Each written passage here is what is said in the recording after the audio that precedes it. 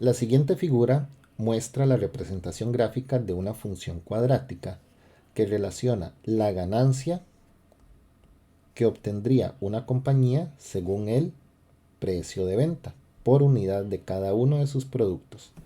El punto V representa el vértice de la gráfica. Entonces, ¿qué tenemos? Tenemos aquí una función donde el eje Y representa ganancia, el eje X, precio de venta, y aquí está el vértice que en este caso es nuestro punto máximo. Tenemos aquí unos valores y eso es todo lo que hay. Entonces, proposición número 1. El precio de venta que genera la mayor ganancia es 12.000. El precio de venta, o sea, estos valores que están acá, ¿cuál es el precio que genera la mayor ganancia? Los precios son estos, desde 10 hasta 60. El precio de venta que genera la mayor ganancia no es este 12.000. 12.000 es la ganancia. Nos están preguntando que si el precio es 12.000. No. El que genera esos 12.000 es un valor que está entre 30 y 40. Entonces, esto es falso. Aquí lo que querían era confundirlos con el asunto de que la mayor ganancia que está aquí y que ustedes lo relacionen con el 12.000. Pero hay que estar ubicados.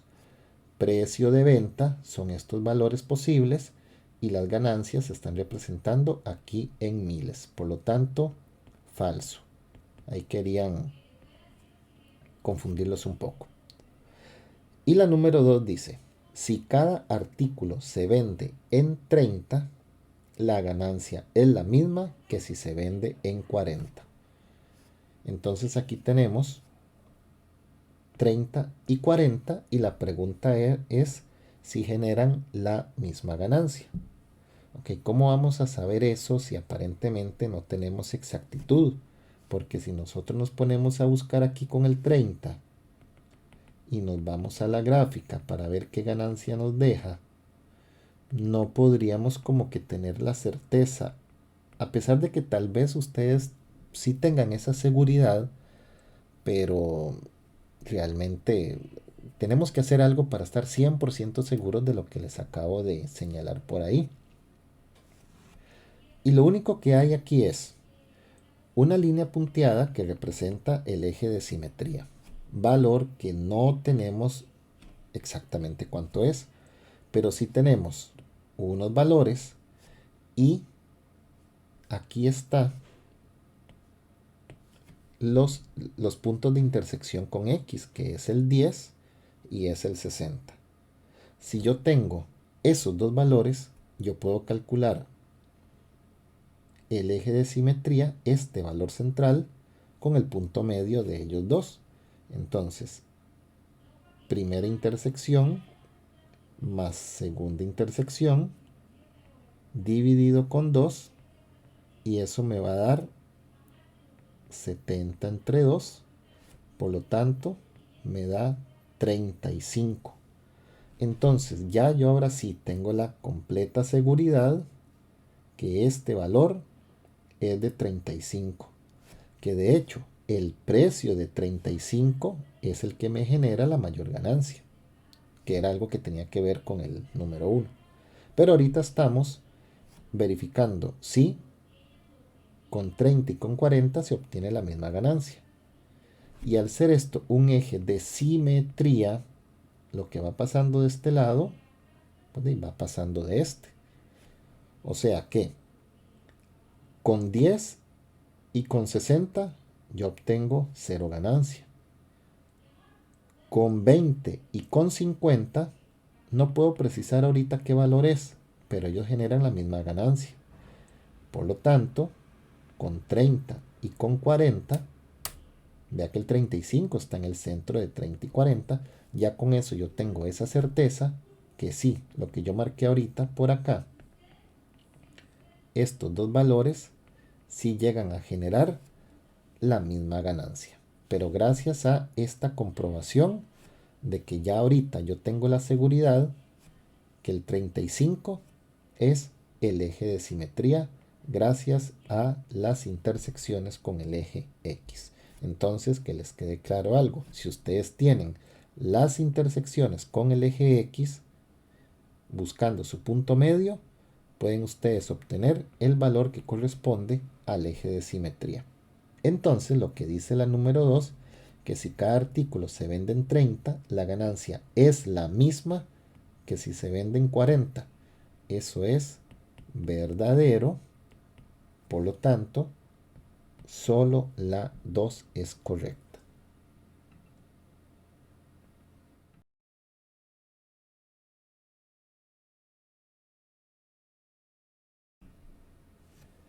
Martín se prepara para una prueba de matemáticas sobre funciones cuadráticas.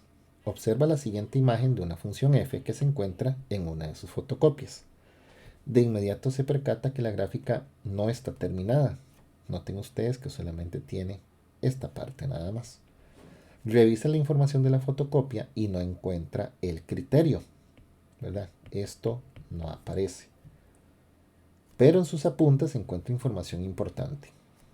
¿Qué información hay? Ok, tenemos que el discriminante es 16. Ok, eso nos tiene que servir para algo. Que este intervalo del 3 negativo al 0 es decreciente y que del 0 al 9 es creciente y que el ámbito es de 4 negativo hacia más infinito, o sea, valores mayores que el 4 negativo. Entonces, considerando eso, hay que ver si este valor es intersección con las abscisas, o sea, con X, y si este valor es intersección con las ordenadas, o sea, con Y. Entonces vamos a ver qué podemos armar con la información que tenemos a la mano. Y aquí hay algo clave. Sabemos, bueno, discriminante 16. El discriminante nos dice a nosotros cuántas intersecciones tiene la función cuadrática. Y en este caso, como es un valor positivo, estamos ante una función que tiene dos intersecciones con su eje X. Entonces quiere decir que sí va a hacer esto. Ahora, 3 negativo al 0 es un intervalo decreciente y del 0 al 9 es creciente. Y aquí hay un valor clave, el 0. El 0 está coincidiendo en los dos, quiere decir que en el 0 es donde se da el cambio desde decreciente a creciente. Y recuerden que esto se analiza con el eje X. Quiere decir que en el valor de 0 de X, que es aquí, ahí es donde se da el cambio. Pero bueno, la gráfica viene así, ¿verdad? Entonces quiere decir que por acá, en el número que esté aquí, es donde se va a dar ese cambio. Entonces estamos de que desde el valor negativo, desde un 3, voy a tratar de ir poniendo esos datos, extendiéndolo acá. Por ahí me hablan del 3 negativo, quiere decir que puede estar como por aquí. Y en el 0 es donde se da ese cambio. Entonces yo tengo que desde 3 negativo, tal vez por acá más o menos, desde 3 negativo al 0 es decreciente. Y del 0 al 9, y que yo sé que el 9 está por aquí, más o menos, va a ser creciente. Pero bueno, no puedo dibujar eso, ya se me sale de la pantalla. Eso por un lado. Y luego dice que el ámbito va desde 4 negativo en adelante. En una función cuadrática, en una parábola como esta, la parte, bueno, en este caso la parte más baja va a ser este número, porque el ámbito es el análisis desde abajo hacia arriba con el eje Y. Entonces significa que este número tiene que ser 4 negativo para que mi ámbito sea ese, que nos indica ahí. Entonces vea que todo va calzando. Ya sabemos que pasa de decreciente a creciente y el cambio se da en el 0, que es aquí. Que el ámbito es de menos 4, de 4 negativo, a más infinito. O sea, de aquí hacia arriba. Y que tenía dos intersecciones con X. Aquí tenemos una y aquí tenemos la otra. De acuerdo con la información anterior, ahora analicemos las proposiciones para ver cuáles son verdaderas. 2 negativo, 0 es un punto de intersección con el eje de las abscisas, que es el X. 2 negativo, 0. ¿Cómo puedo estar yo seguro si realmente esta gráfica está pasando aquí por el 2 negativo? Y para eso era clave estos ceros de acá. Quiere decir que aquí está el eje de simetría.